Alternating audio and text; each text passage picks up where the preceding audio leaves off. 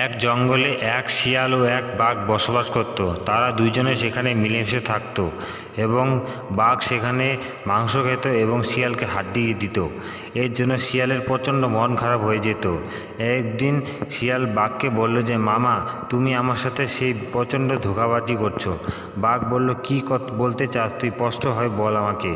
তারপর শিয়াল বলল যে, তুমি প্রত্যেক দিনই মাংস খাও, আমাকে হাড্ডি দাও। তোমাকে যদি আমি শিকারে খোঁজ না দিতাম, তুমি মাংস তো দূরের কথা, কিচ্ছু খেতে পারতে না।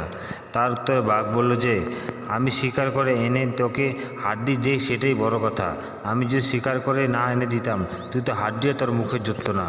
শিয়াল বলল যে, আমি যে তোমাকে শিকারে খোঁজ দিই, তার জন্য তুমি শিকার করা দেওয়া বড় কথা নয়, শিকার করা বড় কথা, খোঁজ দেওয়া সেটা বড় কথা নয়।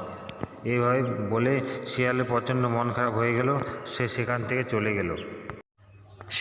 থেকে চলে যাওয়ার পর সে জঙ্গলের মধ্যে একটি গাছতলায় সেখানে শুয়ে রইল। শুয়ে থাকার পর সে সেখানে একটি মুরগির আওয়াজ শুনল।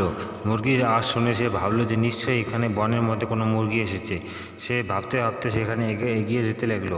তারপর তার হাঁস ও মুরগি তারা দুজনে কথা বলতে লাগলো। তারা দুজনে বলল যে, চল বন্ধু, আমরা অনেকদিন ধরে নদীতে যাই না, আমরা নদীতে গিয়ে সাঁতার কাটি। তারা দুজনে যাওয়ার জন্য রাজি হয়ে গেল। তারা রাজি হওয়ার সামনে সেখানে এগোতে এগোতে একটি শিয়ালকে দেখতে পেল। শিয়াল বলল যে, তোদের আমি দুজনকেই খাবো। তারপর তারা দুজনে বুদ্ধি করে বলল যে, খেতে পারবে না আমাকে কোনোদিনও তোমরা। তারপর মুরগিটি হাঁসের পিঠে উঠিয়ে নিয়ে সে গাছে উপরে উঠে পড়ল। শিয়াল বলল যে, এবার আজকে পার পেয়ে গেলি, কিন্তু কাল আমি ঠিকই আসবো তোকে খেতে।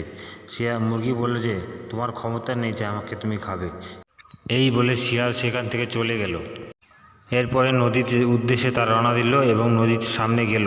সেখানে শিয়াল এসে উপস্থিত হলো। শিয়াল বলল যে, আজকে তোমাদের আমি খেয়েই ছাড়বো। হাঁস বলল যে, আজকেও পাবে না। শিয়াল বলল যে, আজকে কোনো গাছ নেই যে মুরগি গাছে তোমাকে নিয়ে উঠবে। হাঁস বলল যে, আমি আছি তো, ওকে আজকে বাঁচিয়ে নেব। তারপরে হাঁস জলে নেমে পড়ল, তার উপরে মুরগি তুলে নিয়ে সে এপার থেকে ওপারে চলে গেল।